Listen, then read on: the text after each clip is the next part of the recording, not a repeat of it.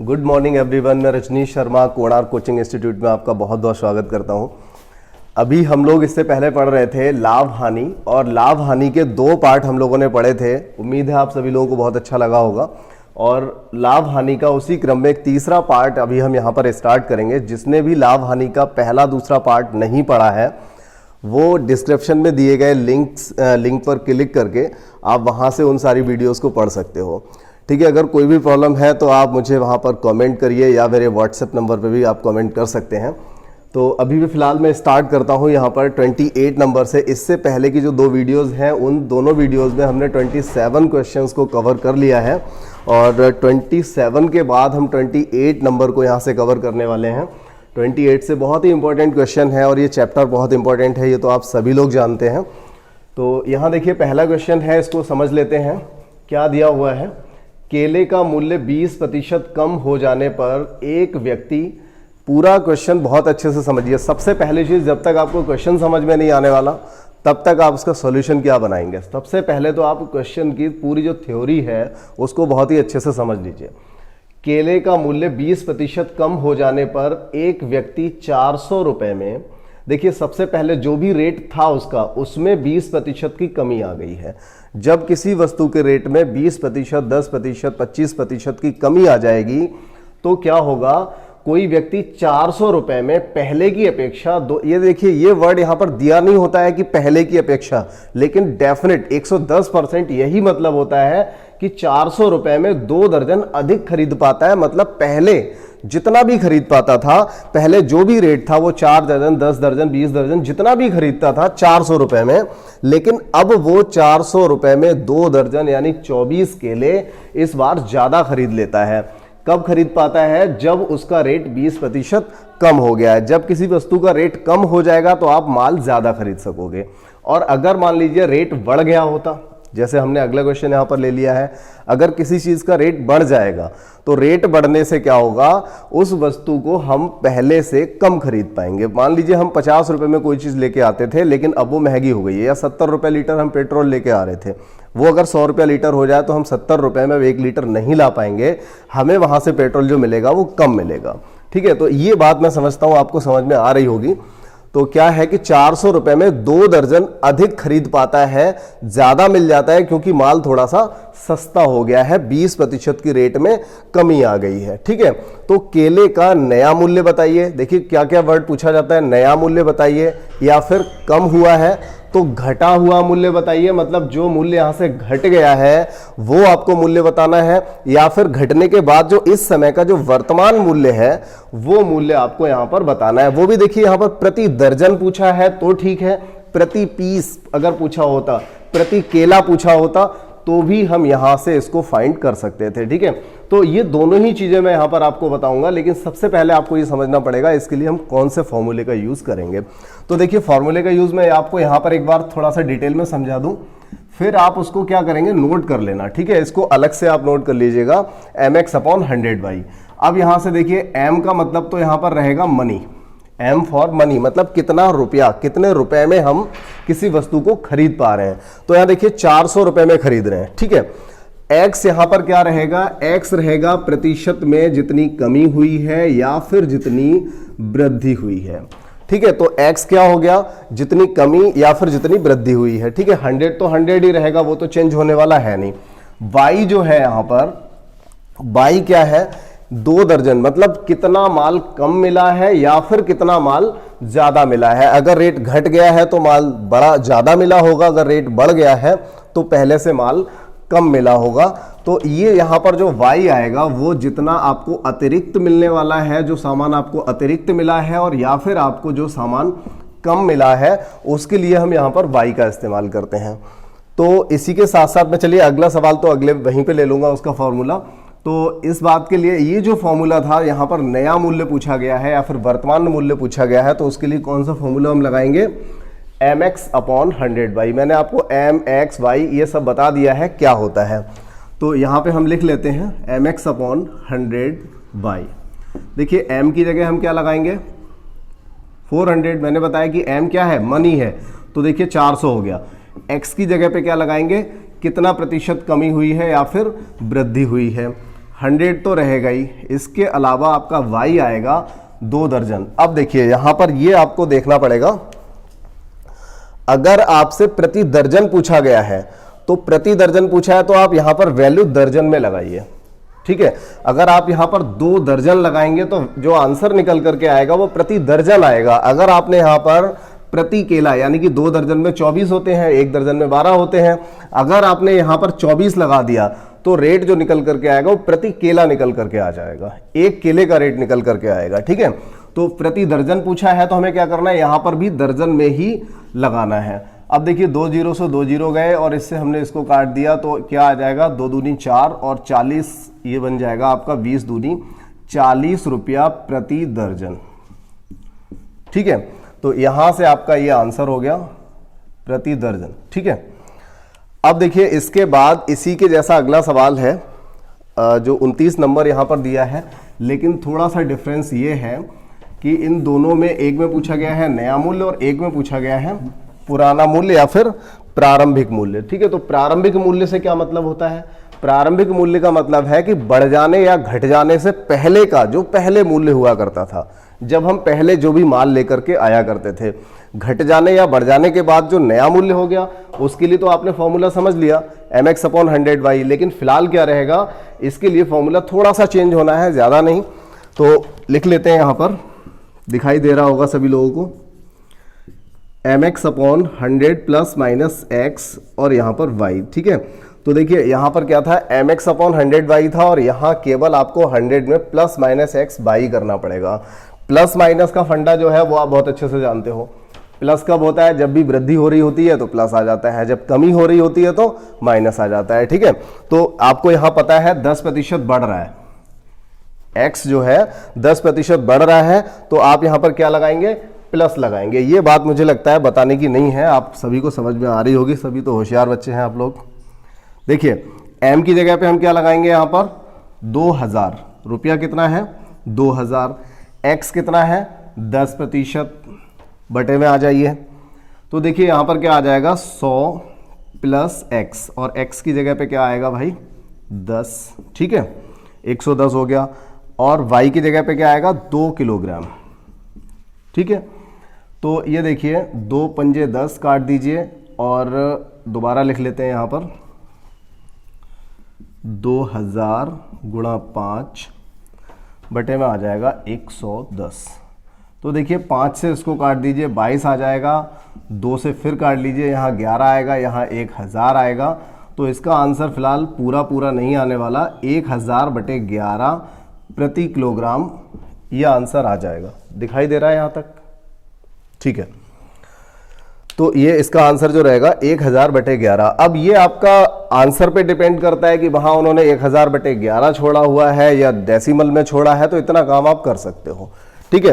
तो और अगले प्रश्न की ओर बढ़ते हैं। देखिए यहां से ये पैटर्न एक अलग था, यहां पर किसी भी वस्तु का रेट बढ़ने और घटने से संबंधित था, लेकिन यहां जो आपका प्रश्न सामने रखा हुआ है ये प्रश्न बिल्कुल अलग है और काफी इजी भी है। ऐसा क्वेश्चन यूपीएसआई 2011 में जो प्री एग्जाम हुआ था उस एग्जाम में यहां से ये क्वेश्चन पूछा जा चुका है इसी टाइप का।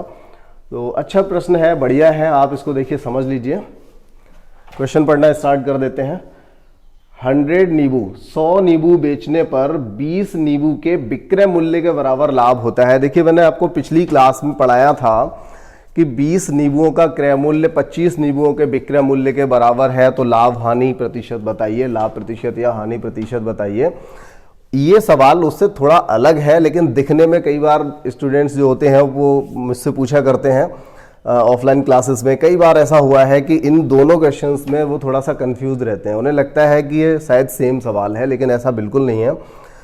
वो प्रश्न अलग होता है, आपने पिछली वीडियो में पढ़ रखा होगा, और ये अलग है, ठीक है। यहां पर क्या पूछा गया है, 100 नींबू बेचने पर, मतलब कोई व्यक्ति 100 नींबू विक्रय करता है, उसका अपना जो बिजनेस है, जिस काम के लिए वो गया, उसने अपने आज पूरे दिन भर में 100 नींबू बेचे थे। उन 100 नींबू को बेचने पर उसे क्या प्राप्त हुआ, 20 नींबू के विक्रय मूल्य के बराबर उसको प्रॉफिट हुआ था, ठीक है। मतलब 20 नींबू के विक्रय मूल्य के बराबर उसको लाभ हो गया था। कब हुआ था, जब उसने 100 नींबू बेच लिए थे, ठीक है। तो लाभ का जो प्रतिशत रहा है वो कितना रहा, ये आपको बताना है। तो देखिए इसके लिए मैं आपको बता दूं, अगर किसी ने 100 नींबू बेचे और आप ये मान लो कि उसने 100 नींबू 100 रुपए के बेचे, कितने रुपए के विक्रय कर दिए? 100 रुपए के, मतलब 1 रुपया प्रति नींबू हो गया। 100 नींबू 100 रुपए के उसने बेचे हैं, इसका मतलब 1 रुपया प्रति नींबू आपने मान लिया कि बेचा जा रहा है। तब उसने क्या बोला है कि विक्रय मूल्य के बराबर कितने नींबू? 20 नींबू के विक्रय मूल्य के बराबर लाभ होता है। अब बताइए, जब 100 नींबू 100 रुपए के बेचे हैं तो 20 कितने के बेचेगा? 20 रुपए के बेचेगा। तो 20 नींबू का विक्रय मूल्य हुआ 20 रुपया, और इतना उसको क्या हुआ? प्रॉफिट हुआ, इतना लाभ हुआ। और जब आपको विक्रय मूल्य पता है, लाभ पता है या हानि पता है, तो आप बता सकते हो कि ये जो नींबू थे 100, ये कितने रुपए के खरीद के लाया था। ठीक है, तो यहां से देखिए 100 नींबू 100 के उसने बेचे हैं, तो 20 नींबू का विक्रय मूल्य हुआ 20 रुपया, उसके बराबर इसको लाभ हो गया। 100 रुपए में बेचे, 20 इसको बच गए, मतलब ये अपना जो काम करके आया तो ये 100 रुपए लेकर के आया, 100 रुपए में नींबू बेच करके आया, और वहां से इसको 20 रुपया पता चला कि भाई आज 20 रुपया बच गया। तो 100 रुपए अगर लेकर के आया है जिसमें 20 रुपए इसकी बचत हो गई, इसका मतलब इसने कितने लगाए थे? इसने जो लागत थी इसकी वो कितनी थी? 80 रुपया। तो यहां से आपको ये पता चला कि इसने 80 रुपया मात्र इसने लगाया था, 20 रुपया प्रॉफिट के साथ इसने बेचा, तो 100 रुपए में इसके नींबू बिक गए। ठीक है, तो अब आपको पता चल गया, आपने पहली क्लास पढ़ रखी होगी जिसमें हमने बताया था लाभ बटे में क्या आ जाएगा? क्रय मूल्य गुणा 100। तो लाभ का प्रतिशत यहीं से निकलेगा, 20 चौका और 4 से इसको काट दीजिए तो आपका 25% लाभ हो जाएगा। ऐसे बहुत सारे प्रश्न हमने पहली एक्सरसाइज में, पहले क्लास में पढ़ा रखे हैं। ठीक है, तो ये बात भी अगर समझ में आ गई है तो और अगले प्रश्न की ओर बढ़ जाते हैं।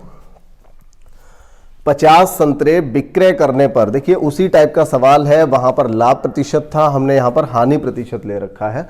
ठीक है, प्रश्न एक जैसा है, क्वेश्चन में कोई अंतर नहीं है। 50 संतरे विक्रय करने पर 5 संतरे के विक्रय मूल्य के बराबर हानि होती है। तो इसको भी इसी तरीके से करते हैं। देखिए 50 संतरा जो है, मान लीजिए कि ये 50 रुपए के बिके, क्या हो गया? विक्रय। ठीक है, 50 संतरा जो है वो 50 रुपए के विक्रय हुए, तो 5 संतरे के विक्रय मूल्य के बराबर, यानी 5 संतरा जो है वो कितने के बिकेंगे? 5 रुपए के। इतनी इसको हानि होती है। कितनी हानि होती है? 5 रुपए के बराबर। तो इसका मतलब वही हुआ कि 50 रुपए का उसने अपना पूरा बिजनेस किया, आज जो उसकी बिक्री हुई 50 रुपए की हुई, लेकिन जब 50 रुपए की बिक्री हुई तो उसे लगा कि भाई आज तो 5 रुपए का नुकसान हो गया। इसका मतलब उसने कितना लगाया था? उसका क्रय मूल्य कितना था? अगर 50 रुपए की बिक्री हुई और उसे पता चला कि 5 रुपए का नुकसान हो गया, इसका मतलब उसने कितना रुपया लगाया था? उसने यहां पर कितना लगाया था? 55 रुपया। अगर आप 45 सोच रहे हैं तो गलत सोच रहे हैं, उसने 55 रुपया लगाया था। 55 रुपये का अगर वो सामान लेके आया था तो 5 रुपए के नुकसान पे उसने 50 रुपए का बेच दिया। सिंपल सी बात है एकदम। तो यहां से हानि का जो प्रतिशत है वो कैसे निकलेगा? हानि बटे क्रय मूल्य गुणा 100। ये आपका जो है हानि का प्रतिशत हो गया। तो ठीक है, पहले आप इनको करिए और मैं अगले और क्वेश्चंस यहां पर, इंपॉर्टेंट क्वेश्चन यहां पर लेता हूं। इन प्रश्नों के बाद अगले 4 और इंपॉर्टेंट क्वेश्चंस मैंने यहां पर लिए हैं, उन प्रश्न को भी करते हैं। पिछले जो प्रश्न थे अच्छे लगे होंगे, लेकिन उनके बाद ये जो मैंने प्रश्न लिए हैं ये भी अपने आप में बहुत ही सॉलिड हैं, बहुत अच्छे प्रश्न हैं यहाँ पर। और देखिए जो 32 नंबर है, आप में से कुछ लोग ऐसे हो सकते हैं जो सोच रहे होंगे कि ये सिंपल से क्वेश्चंस हैं, हम इनको कर लेंगे, लगा लेंगे। तो कुछ लोग ऐसा करिए, या सभी लोग ऐसा करिए जो लोग वीडियो इस समय देख रहे हैं, आप इसको अभी वीडियो को रोक करके सबसे पहले इस क्वेश्चन को एक बार सॉल्व करके देखिए। ठीक है, फिलहाल मैं करा देता हूं। तो यहां पर देखिए, एक पुस्तक विक्रेता ने 200 प्रतियां 12,000 रुपए में खरीदी। तो सबसे पहले कोई भी क्या सोचेगा कि किसी पुस्तक विक्रेता ने 200 प्रतियां अगर 12,000 में खरीदी हैं, तो हो सकता है वो कैलकुलेशन करे कि 12,000 में जब 200 खरीदी हैं तो एक कितने की खरीदी है, तो इस तरह से निकालेगा भी 60 रुपए की एक खरीदी थी। प्रतियां मतलब एक पुस्तक। ठीक है, तो एक पीस जो उसने खरीदा 60 रुपए का खरीदा, फिर वह उसे ऐसे लाभ पर बेचना चाहता है कि उसे 20 पुस्तकें मुफ्त में मिल जाएं। सबसे पहले तो उसका मतलब समझ लो, क्या कहना चाह रहा है वो, उसकी क्या प्लानिंग है। उसने 12,000 रुपए की 200 किताबें खरीदी हुई हैं, वो ये चाहता है कि मैं इनसे इतना पैसा कमा लूं कि जब मैं घर वापस आऊं तो मैं दोबारा से इतना पैसा कमा लूं कि जो अभी मैंने 200 किताबें खरीदी हैं उसी पैसे से मैं 220 किताबें खरीद सकूं, मतलब 20 पुस्तकें मुझे मुफ्त में मिल जाएं। इस रेट पर वो बेचना चाहता है। मतलब वो ये चाहता है कि 200 किताबें बेचते बेचते उसे इतना पैसा मिल जाए कि 20 किताबें और ज्यादा ला सके। ठीक है, तो यहां से आप देखोगे कि 20 किताबों का रेट कितना हुआ, तो 60 रुपए के हिसाब से आप निकालोगे, 1200 रुपए वो एक्स्ट्रा चाहता है, 12,000 में 1200 चाहता है, तो वो कितना परसेंट चाहता है। ठीक है, तो ऐसी बहुत सारी चीजें हैं यहाँ पर। यहाँ मैंने प्रतिशत पूछा है, वो ये भी पूछ सकता है कि बताइए हर किताब को उसे कितने रुपए में बेचना पड़ेगा। तो यहाँ पर देखिए ऐसा कुछ भी नहीं करना है। कई लोग समझ गए होंगे इस बात को, मैंने यहाँ पर बीच में वो हिंट दे दी है आप लोगों को। देखिए आपको पूरे सवाल से कोई मतलब ही नहीं है, लेकिन सवाल का मतलब समझ में आ गया है। तो क्या था कि एक पुस्तक विक्रेता 200 प्रतियां बेचता है, खरीदता है। अब 200 के बदले 200 को वो इस रेट पर बेचना चाहता है कि 20 उसे मुफ्त में मिल जाए। कहने का मतलब यह है उसे 20 फायदा चाहिए, यही तो उसका प्रॉफिट होगा।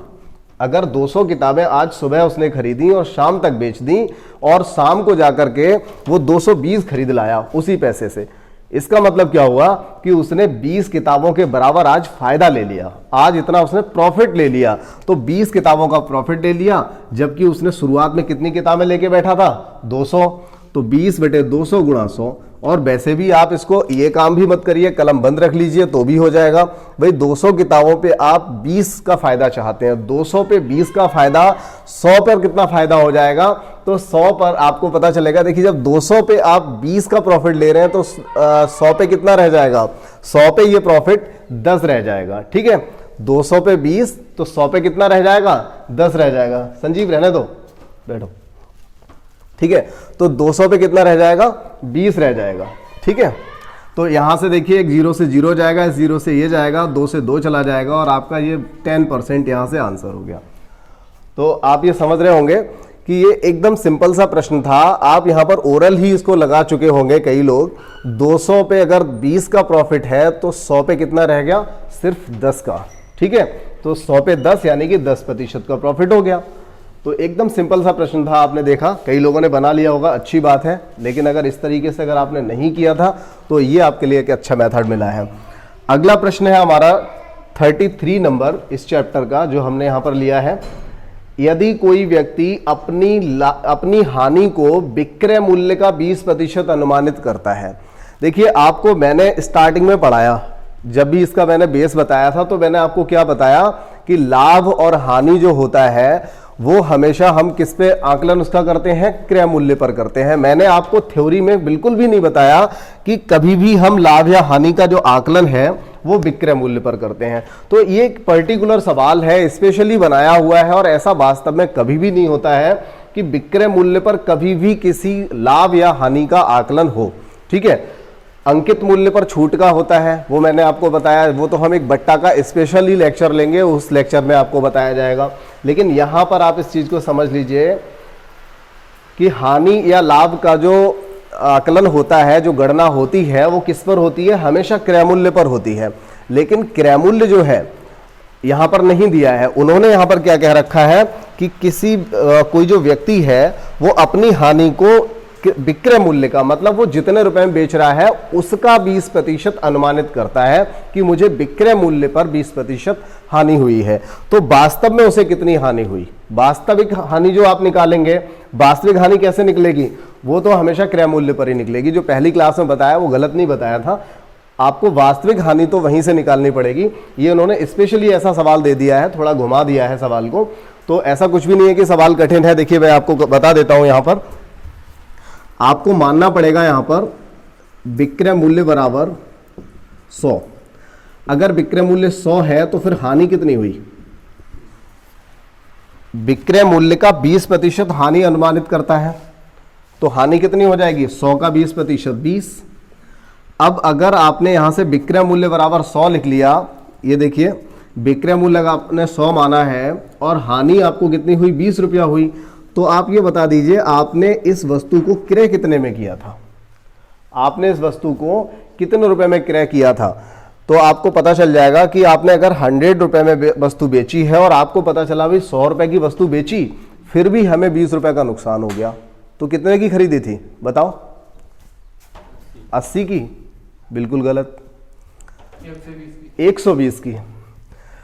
आपने क्या करा, 100 रुपए की वस्तु बेची, आपको पता चला भाई 20 रुपए तो अपनी जेब से गए, कम मिले, 20 रुपया आपको कम मिले हैं, तो इसका मतलब आपने 120 की खरीदी थी, 120 की खरीद के लाए थे, 100 की बेची, तभी तो 20 का नुकसान हुआ। तो आपका यहां से अंक जो आपका क्रय मूल्य रहेगा वो 120 हो जाएगा। अब आप हानि की गणना कर सकते हो, यहां तक दिखाई दे रहा नीचे तक? तो हानि का जो प्रतिशत है मैं थोड़ा सा लिख के छोड़ देता हूं। देखिए हानि तो 20 रुपए की हुई थी, लेकिन बटे में क्या आता है, वास्तव में क्या आता है, क्रय मूल्य, तो बटे में आ जाएगा क्रय मूल्य गुणा 100। अब देखिए 50/3 आ जाएगा, या फिर आप लिख सकते हो 16 से 2/3, इसका फाइनल आंसर रहेगा। आप इसे सॉल्व कर लेना, 20 छक्का 120 हो जाएगा और ये कट जाएगा 20 से, तो 16 से 2/3 आपका आंसर यहाँ पे आ जाएगा। ठीक है, तो अगला प्रश्न है हमारा 34 नंबर। 34 नंबर यहाँ देखिए क्या है, ये भी एक अच्छा प्रश्न है। ऐसा पैटर्न एसएससी जीडी में और एसएससी मल्टीटास्किंग में ये कई बार देखने को मिला है। आपने अगर पेपर दिए होंगे या मॉक टेस्ट आप लगाए होंगे, आपके पास कुछ पेपर्स होंगे, तो आपको पक्का ये पता होगा कि यहाँ से ये जो क्वेश्चन है ये एसएससी में अक्सर ये क्वेश्चन पूछा जाता है। देखिए ए एक साइकिल 20% लाभ पर बी को बेचता है। यहां पर चेन होगी, 2-3 लोग होंगे जिनमें क्रय विक्रय चलेगा। सबसे पहले ए खरीद के ले आया, ए ने क्या किया, बी को 20% के प्रॉफिट पर बेच दिया।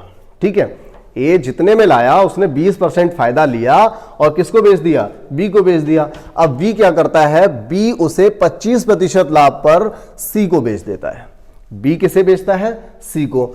अब अगर सी भी डी को बेचता तो पता होता कितने प्रतिशत लाभ या हानि पर बेचता, लेकिन सी ने भुगतान कितना किया है, मतलब सी ने 20% लाभ पर, कहने का मतलब बी ने सी को 25% लाभ पर बेचा था। अब सी ने भुगतान कितना किया, तो भुगतान उसने किया 225 का, मतलब सी ने इसको खरीदा है 225 रुपए में। ठीक है, 225 में। तो पूछा गया है बताइए कि ए ने इसको कितने रुपए में खरीदा था, किसने, ए ने इसे कितने रुपए में खरीदा था, यह पूछा जा रहा है। तो आप यहां से देखिए बहुत ही सिंपल प्रश्न है, इसको कर सकते हैं। ए ने कितने का खरीदा हमें यह बात नहीं पता है, ठीक है, लेकिन ए ने जितने का भी खरीदा था उससे 20% लाभ पर बी को बेच दिया था।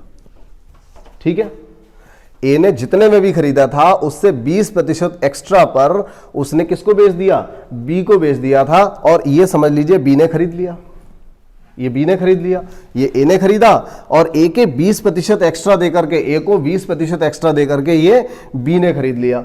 और बी क्या करता है, सी को बेच देता है 25% लाभ पर। देखिए ये ए ने खरीदा, ये बी ने खरीदा और ये किसने खरीद लिया, सी ने खरीद लिया।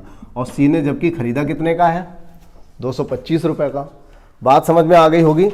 ए एक साइकिल 20% लाभ पर बी को बेचता है। ए ने मान लीजिए ए रुपए की खरीदी, उसने 20% लाभ पर बी को बेच दी। अब बी ने जितने की भी खरीदी है वो 25% लाभ पर सी को बेच देता है। तो समझ लीजिए ये उसने सी ने खरीद ली है, सी ने इतने रुपए का भुगतान किया होगा, जबकि हमें पता है उसने भुगतान कितना किया है, 225। तो हम इसके बराबर लगा देंगे और यहां से आप ए का मान, इतना काम तो आप कर ही सकते हो, आंसर मैं यहां लिख देता हूं, इसका 150 आएगा।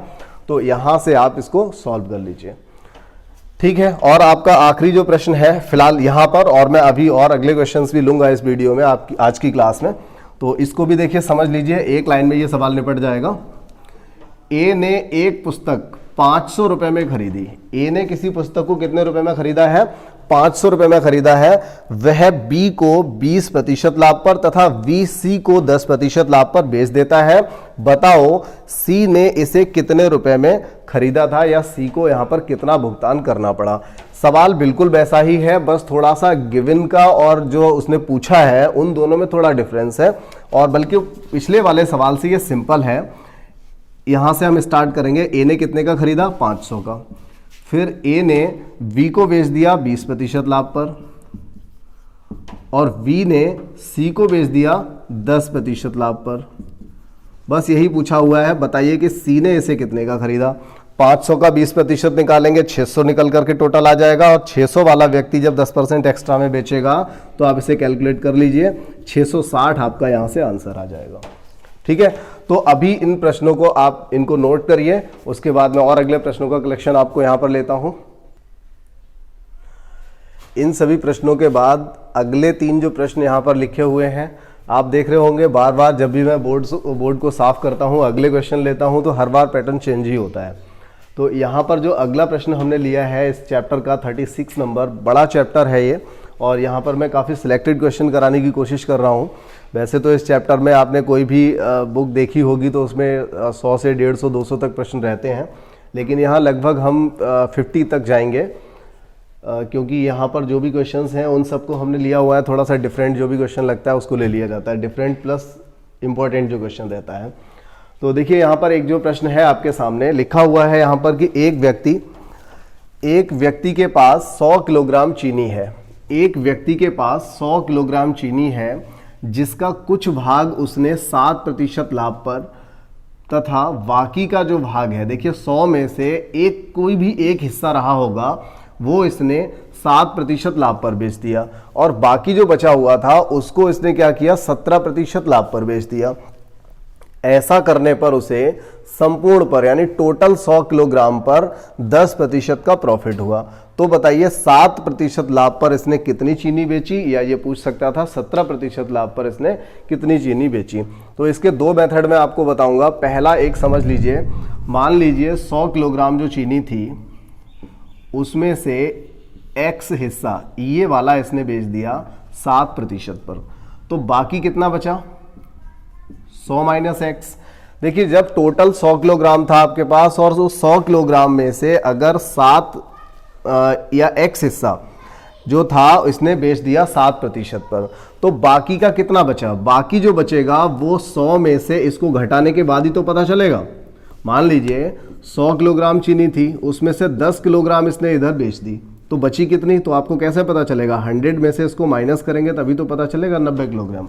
तो वही हमने यहाँ पर किया है, एक को हमने x मान लिया जो कि उन्होंने 7 किलोग्राम पे 7% पे पूछा हुआ है, तो 7% वाली जो वैल्यू थी उसको हमने x माना है, तो बाकी जो 17% वाली वैल्यू रहेगी वो हमने क्या मान लिया है, 100 माइनस एक्स। तो यहाँ से एक तो मेथड ये बनता है कि हम x चीनी को, x किलोग्राम जो चीनी थी इसको 7% के लाभ पर बेचें, ठीक है, और बाकी की जो 100 माइनस एक्स है उसको हम 17% के लाभ पर बेचें, और इस तरह से इन दोनों को जोड़ने पर संपूर्ण पर यानी टोटल 100 पर कितना प्रतिशत हो जाए, 110% हो जाए। तो अगर आप यहां से x का मान निकालेंगे तो आपको यहां से आंसर मिल जाएगा। इसमें कैलकुलेशन थोड़ी करनी पड़ेगी। तो लेकिन मैंने आपको बताया, जैसा कि मैंने बोला था कि आपको मैं यहाँ पर 2 मेथड बताऊंगा। तो पहला ये मेथड है, इसको आप नोट कर लीजिए, मैं इसे इरेज कर देता हूँ यहीं पे। फिलहाल आप वीडियो को रोक करके आप इसे नोट कर लीजिए। ये देखिए, अब मैं आपको यहाँ पर एक दूसरा मेथड बताता हूँ, वो थोड़ा अच्छा है, आप सभी लोगों को वही ज़्यादातर पसंद आने वाला है। तो यहाँ पर देखेंगे आप 100 किलोग्राम चीनी जो थी उसको ही हमें यहाँ पर रखना है। तो एक तरफ रखेंगे कि 7% पर हमने बेची एक चीनी, ठीक है, एक तरफ बेची है 17% पर। दोनों का जो डिफरेंस आएगा वो यहाँ पर क्या रहेगा, 10% रहेगा, ठीक है। दोनों का जो डिफरेंस रहेगा, या फिर आप ये मान लीजिए कि एक तरफ 7% पर और एक तरफ 17% पर, लेकिन संपूर्ण पर, होल पर, टोटल पर उसे कितना हुआ, तो आप कहेंगे यहाँ पर 10% हुआ था, ठीक है। तो यहां पर आप बीच में रख लेंगे 10। अब इसमें क्या होता है, ये एक एलिगेशन वाला मेथड है, मिश्रण वाला जो मेथड होता है। तो इसमें हमें क्या करना होता है, इन दोनों का डिफरेंस यहां पर लिखना होता है, इन दोनों का डिफरेंस यहां पर लिखना होता है। इसका मतलब ये हो गया कि यहां पर आपको जो 7% और 17% पर जो चीनी बेची गई थी, उन दोनों का जो अनुपात है वो 7:3 है। और ये इतना सिंपल प्रश्न है कि इसमें और कुछ बताने की आवश्यकता नहीं है। तो अगर 100 किलोग्राम चीनी थी तो इसका मतलब 70 किलोग्राम ये वाली हो गई और 30 किलोग्राम ये वाली हो गई, ठीक है। तो ये 7:3 के अनुपात में बट गई यहाँ पर। तो आपको अब यहाँ पर क्या करना था, केवल यही पूछा गया था 7% लाभ पर कितनी बेची गई, तो ये वाला आंसर आपका हो जाएगा, ठीक है। तो ये मुझे लगता है सभी लोगों को ज़्यादा ठीक लगा होगा। और ऐसे काफ़ी आगे भी प्रश्न आएंगे। एक आपका जो एलिगेशन वाला चैप्टर है, पूरा ही चैप्टर इसी पे डिपेंड है, मैक्सिमम क्वेश्चंस ऐसे ही होते हैं उसके, इसको भी कराया जाएगा। देखिए अगले जो प्रश्न है, ये भी प्रश्न बहुत इंपॉर्टेंट है, और ये एक अजीब टाइप का ऐसा एक सवाल हुआ करता है जो हमेशा बहुत सारे, एक मैंने आपको जो फॉर्मूला बताया था, एक कमाल का फॉर्मूला है, x plus Y plus X Y upon 100। ये जो फॉर्मूला है आपने परसेंटेज में पढ़ा, लाभ हानि में पढ़ रहे हैं, आप बट्टे में भी शायद इसको पढ़ ही लेंगे। और इसके अलावा आपका ये आगे जो चैप्टर रहेंगे आपके, जैसे क्षेत्रफल हो गया, एरिया, वहाँ पर भी ये वाला फॉर्मूला यूज़ हो जाता है। तो काफ़ी कमाल का फॉर्मूला है, एकदम जादुई टाइप का, बहुत जगह यूज़ होता है, लेकिन आपको समझना पड़ता है कैसे यूज़ होगा। फिलहाल मैं यहाँ पर फॉर्मूला भी यूज़ करा दूंगा, और आप चाहेंगे तो फॉर्मूले की कोई आवश्यकता नहीं है, आप इसे ऐसे ही कर लेंगे। तो जिन लोगों को पता है उन्होंने तो इसके आंसर डायरेक्ट बता भी दिए होंगे अब तक। बहुत ही सिंपल प्रश्न है ये, लेकिन इंपॉर्टेंट भी है। तो यहाँ देखिए, एक व्यक्ति 2 मेजें, इसको जरा समझ लीजिए, एक व्यक्ति 2 मेजें एक ही मूल्य पर बेचता है। सबसे मेन बात यहाँ पर यही होगी कि वो एक ही मूल्य पर बेचेगा। इस बात का आपको विशेष ध्यान रखना पड़ेगा। एक व्यक्ति 2 मेजों को एक ही मूल्य पर, मतलब बराबर मूल्य पर बेचेगा, जितने में भी बेचेगा बराबर मूल्य पर बेचेगा, लेकिन खरीदा नहीं है उसने बराबर मूल्य पर, क्योंकि आगे बोल रहा है एक व्यक्ति 2 मेजें एक ही मूल्य पर बेचता है, एक पर उसे 10% का प्रॉफिट होता है, दूसरे पर उसे 10% की हानि होती है। पूरे सौदे में उसे कितनी प्रतिशत हानि या लाभ हुआ? ठीक है, तो आप यहां पर यह समझ लीजिए, अगर आपको ये एक शब्द मिल जाए कि उसने 2 वस्तुएं जो थी वो एक ही मूल्य पर बेची थी, लेकिन एक पर फायदा हुआ और एक पर नुकसान। सपोज कीजिए आपने 100 रुपए में कोई वस्तु बेची थी, 100 रुपए की 2 चीजें, एक पर फायदा हुआ एक पे नुकसान हुआ। तो जिस पे फायदा हुआ वो चीज जो है इससे थोड़ी सस्ती होगी, 80-70 जो भी होगी, 100 रुपए से सस्ती होगी, तभी तो आपने उसे बेचा और फायदा आपको मिल गया। लेकिन जो आपने इससे थोड़ी महंगी खरीदी हुई थी, मतलब एक वस्तु आपकी सपोज कीजिए 80 रुपए की थी, या एक वस्तु आपकी जो थी वो 125 रुपए की थी, तो क्या होगा, इसको 100 रुपए में बेचने पर फायदा हो जाएगा और इसे 120 वाली वस्तु को 100 रुपए में बेचने पर नुकसान हो जाएगा। तो आपको यहां पर मेनली किस बात पे ध्यान देना है कि अगर एक ही मूल्य पर वस्तुओं को बेचा जा रहा है तो उसके लिए आप क्या करोगे, सिर्फ आपको देखिए यहां 10% हानि 10% लाभ, तो 10 और 10 का गुणा कर दीजिएगा, 100/100, आपको अपॉन में 100 लाना है, और ये हमेशा हानि ही निकल करके आती है। तो 1% हानि यहां से आपका आंसर हो जाएगा। ज़्यादा कुछ बताने की आवश्यकता यहां पर नहीं है, ठीक है। या फिर मैं आपको फॉर्मूले से बताता है यहां पर, तो ये हो जाता है, देखिए 10 - 10 प्लस 10 गुणा -10/100, 10 से 10 चला जाएगा, क्योंकि एक बार 10% लाभ हुआ है, एक बार हानि हुई है। तो जो प्रॉफिट हुआ है उसको हमने 10 लगा दिया प्लस में, जो हानि हुई है उसे लगा दिया माइनस में।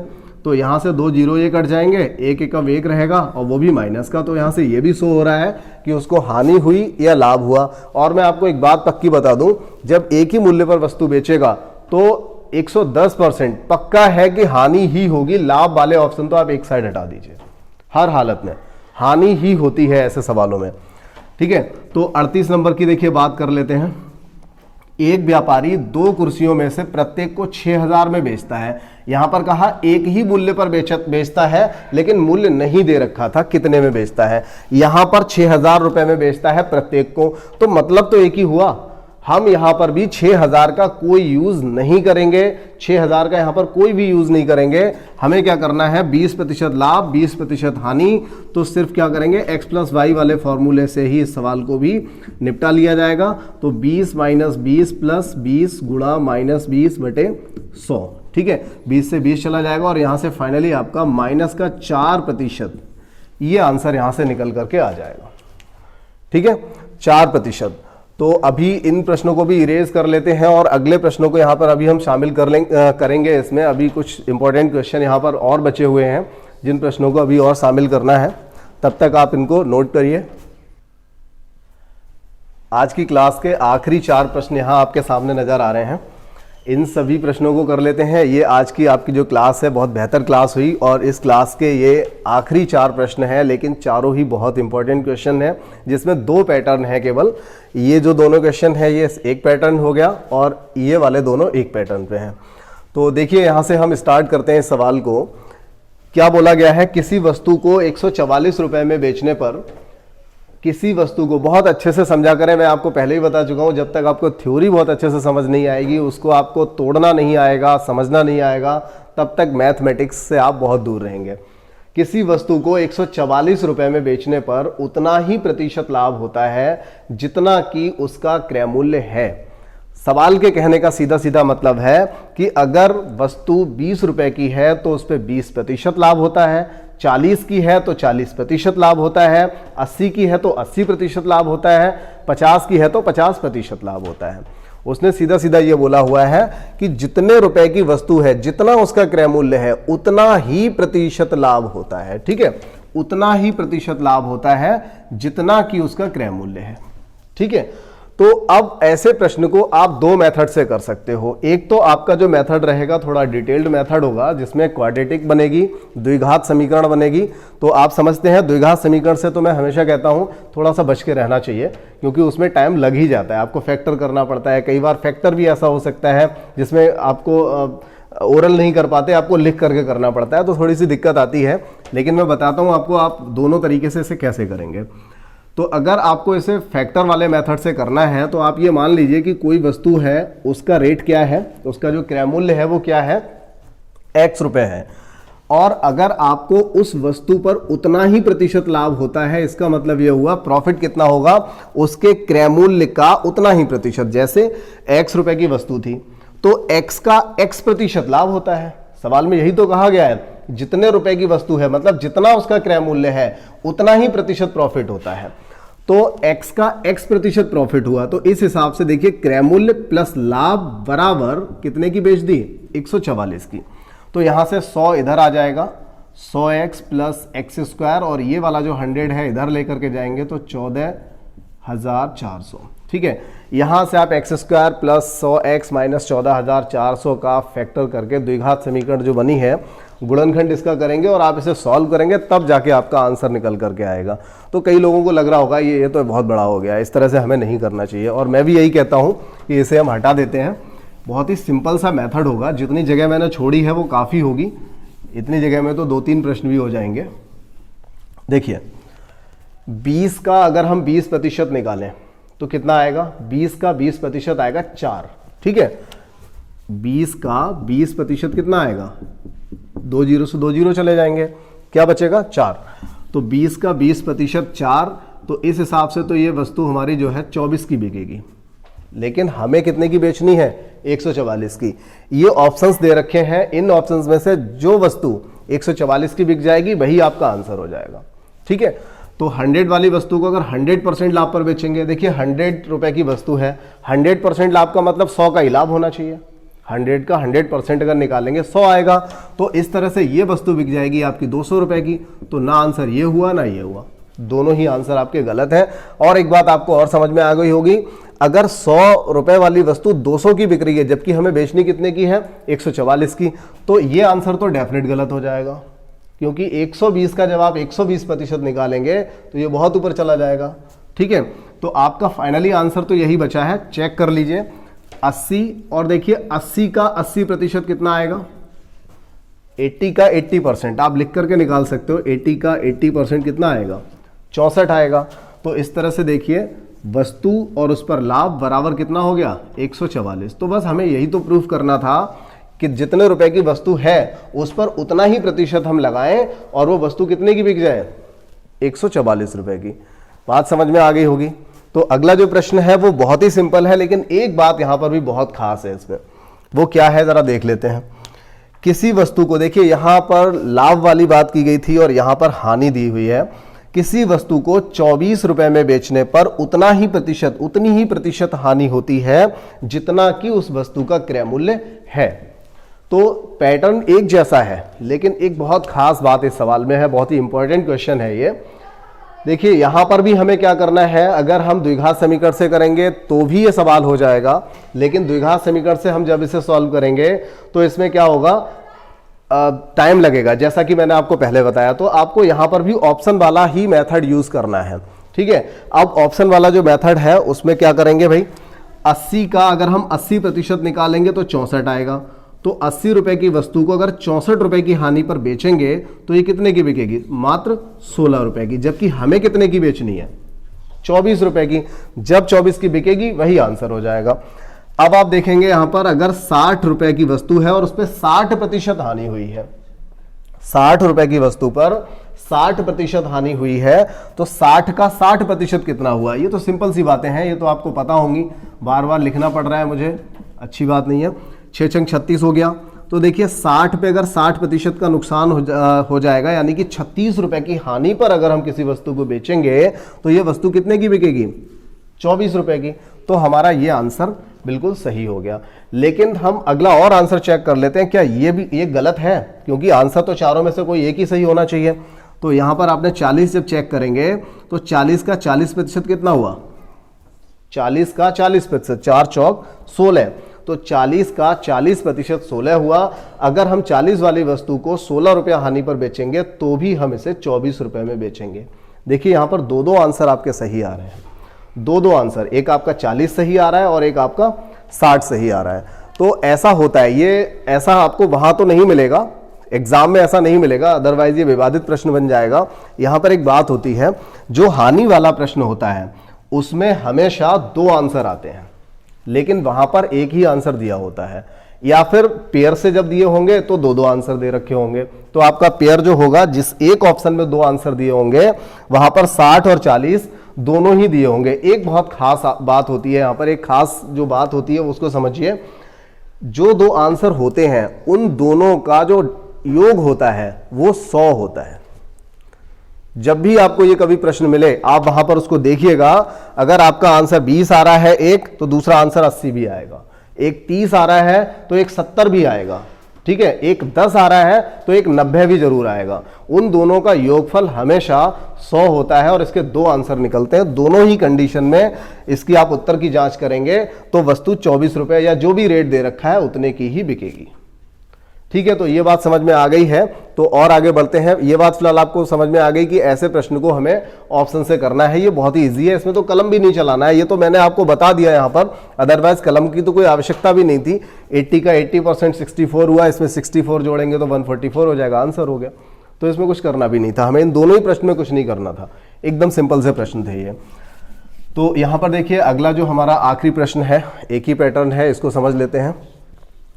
एक दुकानदार अपनी वस्तु को क्रय मूल्य पर ही बेचने का दावा करता है। देखिए अगर कोई व्यक्ति है वो कहता है कि मैं अपनी वस्तु को जितने रुपए में खरीद करके लाया हूं मैं उतने ही रुपए में बेचूंगा। अगर किसी व्यक्ति ने जितने रुपए में लाया उतने ही बेचेगा तो उसको फायदा क्या होगा? कोई भी फायदा नहीं होगा, कोई भी उसे नुकसान नहीं होगा, नो प्रॉफिट नो लॉस। ठीक है, लेकिन वो यहां पर करता क्या है, जबकि देखिए पूछा क्या है, लाभ प्रतिशत पूछा है, तो भाई इसे लाभ हुआ कैसे? यहां पर वो देखिए बेईमानी करता है थोड़ी सी। कहता तो ये कि भाई मैं जिस भाव लेकर के आया हूं उसी भाव बेच रहा हूं, क्रय मूल्य पर ही बेचने का दावा कर रहा है, लेकिन वो करता क्या है, 1 किलोग्राम का जो वाट है उसके स्थान पर बिना मोहर वाला 900 ग्राम के वाट का इस्तेमाल करता है। मतलब वो अपनी दुकान से कितना माल दे रहा है, वो सिर्फ 900 ग्राम दे रहा है। लेकिन जब हम जो खरीदने जाते हैं तो हमें लगता है कि हम 1 किलो लेकर के आ रहे हैं, यहां पर दुकानदार को कोई फायदा नहीं हुआ, जबकि हम वहां से लाते कितना है, मात्र 900 ग्राम। तो जो 100 ग्राम बच गया वो किसका हो गया, वो दुकानदार का हुआ, और यही उसको प्रॉफिट हुआ। तो यहां पर देखिए इसके लिए भी एक फॉर्मूला बना लिया जाता है 1000 माइनस करके, लेकिन मैं आपको बिना फॉर्मूले के समझाने की कोशिश करता हूं। उसे प्रॉफिट कितना हुआ, 100 ग्राम। लाभ, जैसे हम प्रतिशत लाभ निकालते हैं तो क्या फॉर्मूला होता है, प्रतिशत लाभ बराबर कुल लाभ। ये शायद यहां पर आपको दिखाई नहीं दे रहा होगा, यहां ये देखिए, यहां लिख देता हूं, ये देखिए प्रतिशत लाभ बराबर क्या होता है, लाभ बटे क्रय मूल्य या लागत गुणा 100। तो यहां पर भी आप इसी तरीके से समझिए, अगर वो 1 किलो के स्थान पर 900 ग्राम का प्रयोग करता है, इसका मतलब यह हुआ 100 ग्राम उसको फायदा हुआ। 900 ग्राम अपनी दुकान से किसी भी ग्राहक को दे देने पर उसे 100 ग्राम उसका अपना हो गया, अपने पास उसे बच गया। तो जो उसके पास बच गया वही तो उसका प्रॉफिट हुआ, 100 ग्राम उसको मिला। लेकिन इस 100 ग्राम को कमाने के लिए उसकी लागत क्या रही, उसका क्रय मूल्य क्या रहा, उसकी लागत क्या थी, क्या आंसर रहेगा इसका? तो देखिए 100 ग्राम को बचाने के लिए उसने अपनी दुकान से कितना दिया, 900 ग्राम। हर 900 ग्राम उठा करके एक ग्राहक को दे देगा तो अगला 100 ग्राम उसका अपना हो जाएगा। ठीक है, तो यहां पर आप कहेंगे कि लागत जो रही है वो कितनी रही है, 900 ग्राम की लागत रही है इनटू 100। तो देखिए बहुत ही सिंपल तरीके से आपने इसको कर लिया है। 100/9 का मतलब 11 से 1/9 होता है। ठीक है, जब आप इसे निकालेंगे। और आखिरी जो प्रश्न है आपका यहाँ पर, इसको भी मैं यहाँ लिख देता हूँ, ये भी बिल्कुल वैसा ही है। एक बेईमान दुकानदार अपने माल को क्रय मूल्य पर बेचने का दावा करता है, किंतु 1 किलोग्राम की जगह पर वो 950 ग्राम का प्रयोग करता है। तो आप कहेंगे यहाँ पर उसको प्रॉफिट कितना हो रहा है, 50 ग्राम। इस 50 ग्राम को कमाने के लिए वो अपनी दुकान से देता कितना है, 950 गुणा 100। ये आपका यहाँ से आंसर हो गया। ठीक है, तो आज की क्लास आपकी इतनी रहेगी और अगली किसी भी क्लास किसी नए चैप्टर के साथ मैं फिर से आपको मिलूंगा। और बल्कि मैं आपको पहले से ही बता देता हूं, अगला जो चैप्टर हमारा रहेगा वो डिस्काउंट रहेगा, बट्टा। परसेंटेज हमने कर लिया है। परसेंटेज अगर आपने नहीं पढ़ा है तो डिस्क्रिप्शन में जो लिंक दिया गया है उस लिंक से आप परसेंटेज को पढ़ सकते हैं। उसके बाद आप रेगुलर जो 3 या 4 क्लास मैंने ली हुई है लाभ हानि की, उन लाभ हानि की 3 क्लास को आप पढ़ लीजिए। उसके बाद आप बट्टे पे आइए तो आपको और अच्छे से समझ में आएगा। जब तक अगली क्लास हमारी आ रही है, कल जब मैं अगली क्लास लूँगा तो उससे पहले आप क्या करेंगे, इन सभी क्लासेस को ले लीजिए, क्योंकि बट्टा हो गया या अगले और भी बहुत सारे जो चैप्टर आ रहे हैं वो सारे चैप्टर रिलेटिव किससे हैं, किससे रिलेटेड है, वो सभी परसेंटेज से रिलेटेड हैं। तो सबसे पहले तो आपको परसेंटेज करना पड़ेगा, उसको आप पहले सॉल्व कर लीजिए। ठीक है, तो आज की क्लास में सिर्फ इतना ही। धन्यवाद।